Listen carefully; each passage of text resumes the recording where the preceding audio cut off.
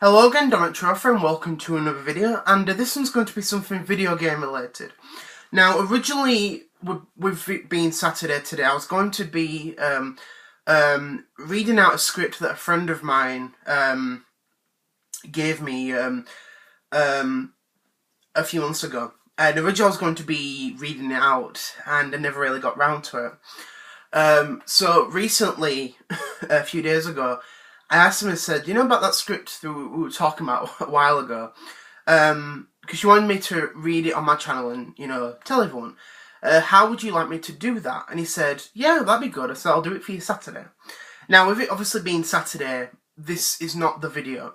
And the reason being was that I recently got home late a while ago, by like an hour and a half ago. And obviously with me being in the UK, it's really, really late. Like, it's after 9 o'clock, you know what I mean? And I decided to do something else because I didn't really want to rush through it and, do all that sort of stuff. So I actually messaged him a while ago before doing this video. I said to him, originally I said to you I was going to do your video, but do you mind if I do it Tuesday instead? Just delay it for a few days. I just said to him, I recently got home late and I don't want to rush through the whole thing. And I don't really want to mess it up. So I asked him, do you mind if I do that? And he said, yeah, that'd be fine. So I said, I like it, but I just don't want to rush through the whole thing. He says, thank you for your feedback. So I just want to say to the user, Jacob Carpenter, hope you look forward to the video on Tuesday, and sorry for the delay. So I just want to give you a little bit of shout out. So now this is going to be something video game related, and it's going to be about backwards compatibility, which is a feature that we all know with consoles and even technology. But for those that don't know, basically backwards compatibility it's a feature that's been on many products, in the past and even, the current present, which allows you to play old software from a previous piece of hardware on the new one, aka the successor. And we've dealt with that with video games for many, many years. Atari, the 7800, was their first game console, or was the first ever game console to ever have that feature of backwards compatibility, giving users the ability to play 2600 games, Atari 2600 games, on the 7800. Now, you could technically say it's not the first one because you've got the Atari 5200, but with that you needed an add-on, which was an adapter, allowing you to play those games. But Atari 7800 was the first one that allowed you to play previous generation games on the platform out of the box. You didn't need any add-ons. You didn't need any special things. You got the console, plays the old games out of the box, which is a smart thing. You know what I mean? And I just want to say, is backwards compatibility, is it really needed? And is it a good feature? Is it relevant in today's gaming and stuff? Now, for my opinion, I've always loved backwards compatibility. I think, to me, it's always been a little nice feature that the company includes in the box. So, for example, the Wii U by Nintendo. The Wii U is fully backwards compatible with all Wii games. So, if you actually bought one from launch, or if you bought one many years after that, and you've got a big library of Wii games, you can play them straight on the console, which is good. Now, when the console came out back in November 2012, it actually needed an update. So once you did the day one update, which, allowed you to do everything, you could then go on Wii mode, on the Wii U, and play your Wii games. And you could also transfer all of your digital content from the Wii to the Wii U, which was a great thing. And entice people thinking, wow, you know what I mean? This is great. I can bring all my games to the new console. Wow, that's really, really good. With a lot of people abandoning the old console to the new one. And that's the thing about it.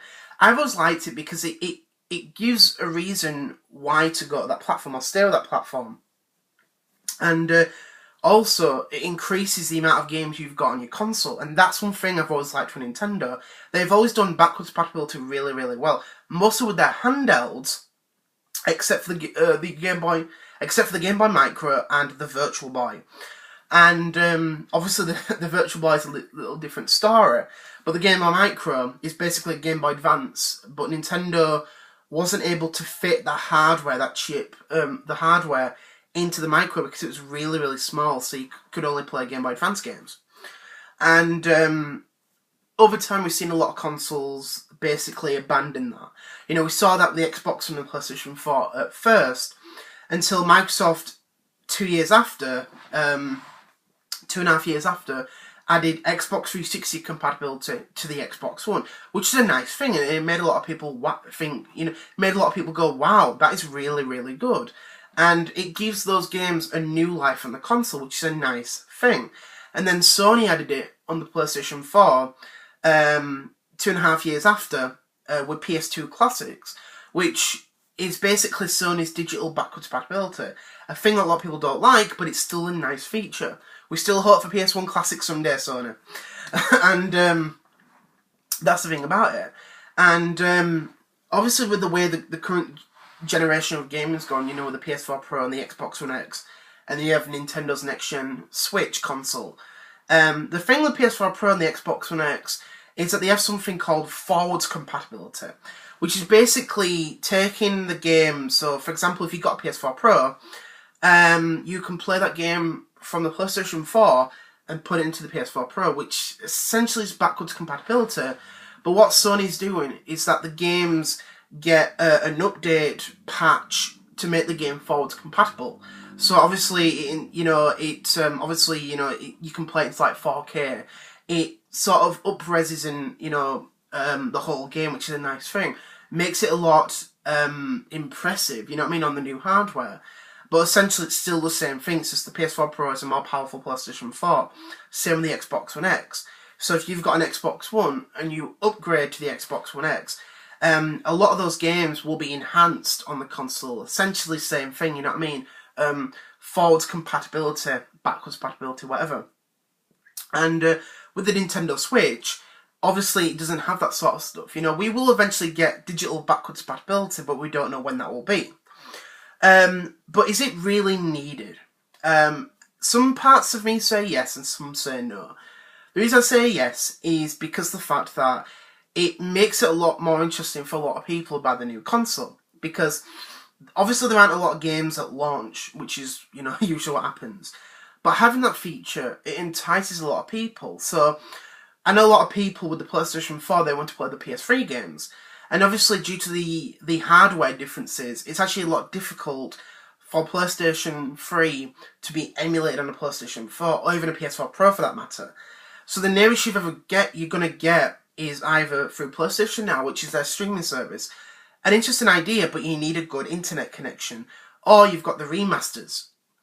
And so, the nearest way you're ever going to play PlayStation 3 games on a PlayStation 4 or PS4 Pro is through the remasters that are made, you know what I mean? And that's just the way it goes. Xbox 360, some games can be played on the Xbox One, but not all of them, you know what I mean? And with the Wii U to the Switch, you got the remasters, you know what I mean? And that's a good thing. The reason why a lot of people might say that it's not needed is because a lot of people might look at the old stuff and thinking, oh, that's ugly, you know what I mean? Why would anyone ever play that? And even though the games are old, they're still fun. Like a few months ago, last month, sorry, I was playing the original Gran Turismo, and it's a good game. It might be over 20 years old, whatever, you know what I mean? But it's still a really, really fun game. I can still go back to Game Boy Advance games, and they're still enjoyable, you know what I mean? I don't really care if it looks ugly or looks bad. As long as you enjoy the game, that is all that matters. But I know a lot of people will keep the old hardware out to play those old games, you know what I mean? Like, for example, it's not like I'm going to sell the Wii U just because the Switch is out, you know what I mean? Oh, you're irrelevant, I need to get rid of it. That's not the way it goes. By keeping those old machines out, you know what I mean, you are getting to keep those old memories of those old games and replaying them and re-experiencing the games, and that's a nice thing, really, really good. But the reason why a lot of people don't like that is because they would rather have the whole remasters, which a lot of companies get money out. But that's why there's always a bit of an argument between backwards compatibility and remasters. Backwards compatibility, those companies are really not getting any more money out of it, because most of those games are used. You know what I mean? And that's the thing about it. They're used. Sorry. Most of those games are used, and obviously the companies are not getting the money unless they sell those games digitally. Like, for example, with Black Ops 1 and Black Ops 2, you know, if you had an Xbox One, you could buy those digitally, and they get the money unless you already got the copies. And that's the thing about it, because these companies want to bring out remasters. Because not only, again, are they getting the profit, but they also relive on the new platforms. You know what I mean? A lot of people don't like Wii U remasters on Switch. It gives those games a new lease of life on the new console. And that's what usually happens. Whether a console doesn't sell well, a lot of those games end up staying on that platform, and they end up dying on that platform. And because of that, if that platform doesn't do well, most people don't really care about those games, or they might not know that they exist. But once they know about it, that's when the excitement and the interest becomes a lot more interesting. You know what I mean? That interest keeps going up and up and up. And that's the thing about it, you know, that's just what happens a lot of these games. And, you know what I mean, we will always go through the remasters, and that is just the way it will go. I know a lot of people don't like remasters, but it's nice to play those old games. With me, I don't really mind them, you know what I mean? If it's a game I want to play again, I will buy that. As I said before, Chuch Rocket HD, if that ever happens, I will buy that. Even though I've got it for Dreamcast and Game Boy Advance. It's a nice game, you know what I mean? And it's a shame that people don't like that. But as long as you enjoy the game, that's what matters. That's all it does. So yeah, that's what I say. Hope you enjoyed this video. It was a little bit different. And hope you look forward to my next video this Tuesday coming, which will be my, you know, me reading my friend's, well, Jacob Carpenter's script for his Super Mario Bros. Film, that, you know, his idea that he made and created. So I just want to say thank you very much for watching, and I'll see you all Tuesday. Bye.